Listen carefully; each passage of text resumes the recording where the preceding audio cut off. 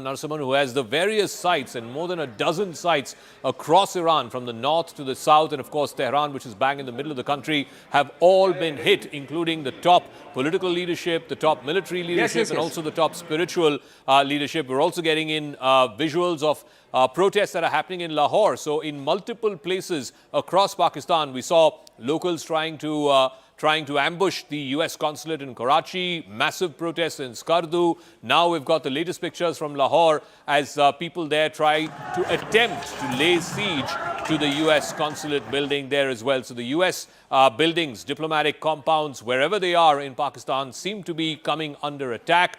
Parts of the consulate were also, these folks tried to set on fire. Anand has more details on this. Anand, yes.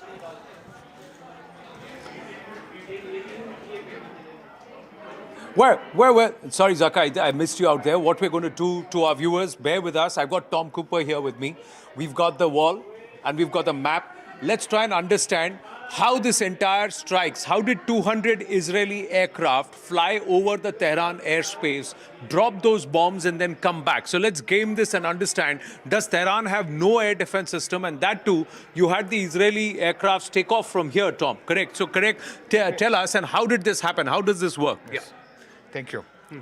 It's like this. You have the Iranian air defense system is approximately here, around Tabriz, around Tehran, and you have Qom and Esfahan and Karaj. So this is the principal area that, sorry, I forgot further south here, another one.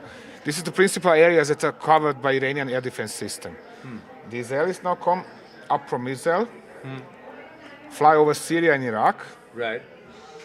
Like this. So that's how they cleared the airspaces in these regions so that these planes could fly. Exactly. This is why no airliners are currently permitted to fly over Iraq and over Syria. Right. So over the border between Iraq and Syria, there are US and Israeli tankers waiting for them, and they are refueling them in the air. In the air. So yes. The on-air, mid-air tankers. Okay, because this is more than a 2,000-kilometer journey that they have to fly. It is over 1,000 kilometers, 1,700 kilometers to the border, so 1,500 kilometers. But the point is this, in order to release their missiles, they have to fly high and fast, which is spending lots of fuel.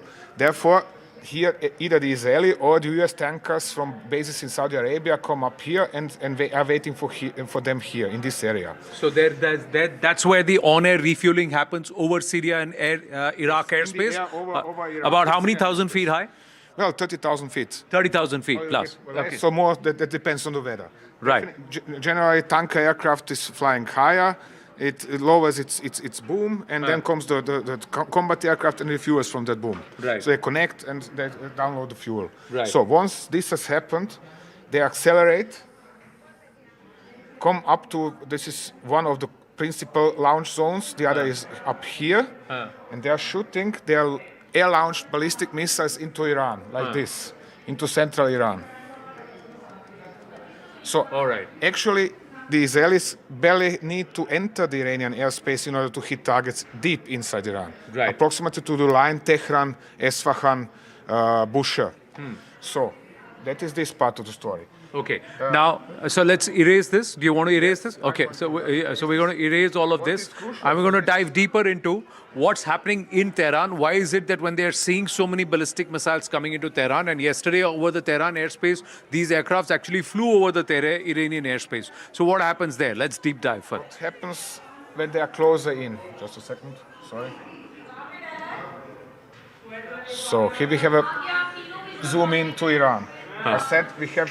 You got to draw. Yeah, go ahead. Yeah. Okay. So, for example, let's say Qom, air defense system of Qom. You have short range, you have medium range, and you have long range. And they're defending themselves only with help of SAMs, of surface-to-air missiles. Right. So, now when the Israelis come, the Israelis do not get really into Iranian airspace. They approach from here, launch their missile. The missile travels like this. Zack. So, now, the Iranians first shoot long-range missiles at the missile, then the medium range, if they didn't shoot it down, and then the short range, yes. Yeah. If it came through, boom, it hits the target or somewhere nearby. This is what is happening in these regards. One shouldn't forget all this time. Sorry, color. There are Israeli UAVs flying over Iran, and they are searching for targets all the time, together with satellites as well. So this is permanent monitoring of what is going on in Iran. Where are Iranian launchers? Where are Iranian SAMs? Where are Iranian potential targets? Where are the specific personalities they are after? So this is all the time going on, 24/7. So it's real-time intelligence. And the other part you're saying, Tom, is that the Israeli UAVs were hovering around along with the satellites, watching. So if they are moving the Khamenei and the family anywhere out of to a particular location, if there is a bunker identified, they will have the intelligence. They're tracking vehicles. They're tracking specific vehicles. They're tracking specific personalities. Even if it's some aid of, for example, Khamenei, okay, they recognize him by his car or whatever other reason, or because he came out of his flat in the morning or his home in the morning.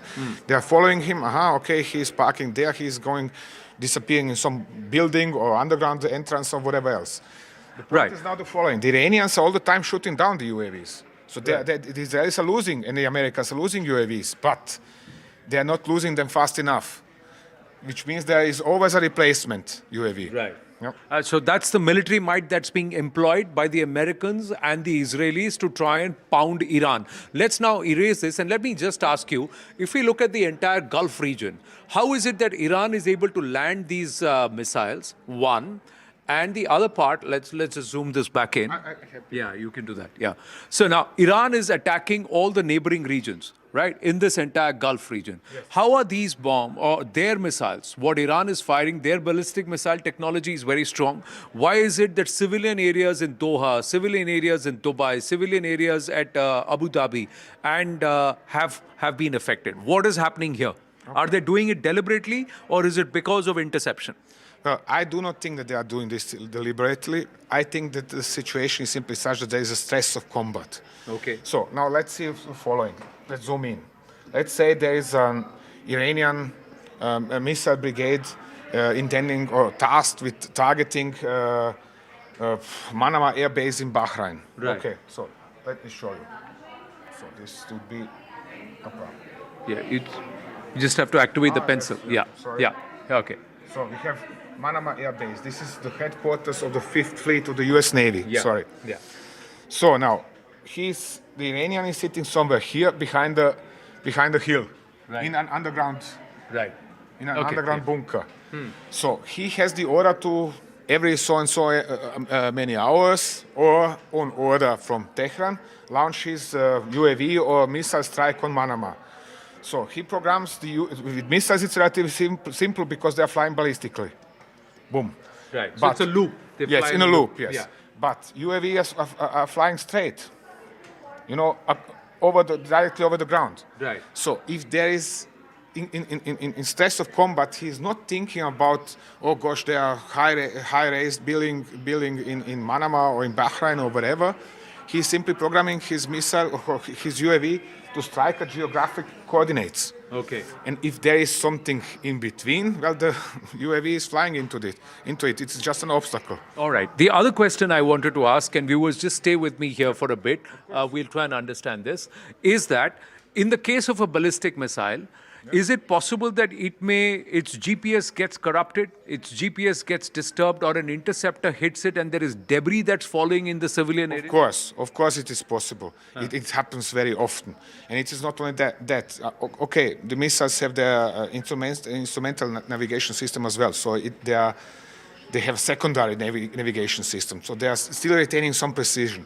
But it happens time and again that both of these are disturbed, or at least the GPS, and then the missile misses, firstly. Secondly, if it is hit while re-entering the atmosphere, it falls into lots of pieces, some bigger, some smaller, and these are still going towards the general area that it is targeted. Civilian area and also at a great speed. And it very easily can happen that somebody is killed or hit or damaged or whatever. Or whatever. How far is in Dubai, the American air base? From a civilian area, if you can just... We can find it. It is, just a second. This is Dubai Airport. It is somewhere in between the... Right. Just a second, I'm searching for it. That's the Palm Jumeirah. Yeah. So this is the Palm Jumeirah where something, there was No, a it's whitened out. projectile that lighted. Here Yeah. you are. So, theoretically, when you are targeting this airbase in this area, just to mark it better. So, these urban areas of Abu Dhabi, is this already, or is this still Dubai? Dubai. Dubai, sorry. They are still threatened because if something gets hit while re-entering the atmosphere, the wreckage pieces can go all over this place. Right. So if there is an interception, say, on this airspace, Yes. the debris can, rather than falling right at the target mark, can fall in the neighboring areas. Exactly like and that. That's what we have seen. Yes, and that's what I'm quite sure we have seen a lot of this, because we shouldn't forget the Iranians have targeted Abu Dhabi alone, yesterday alone, with 200 missiles and UAVs. So there is much more than we see on videos. Right. On this video we see 1 or 2 missiles at most, or UAVs. But in reality there are dozens and dozens of them coming in, and there is correspondingly lots of outlooks for some kind of collateral damage to happen.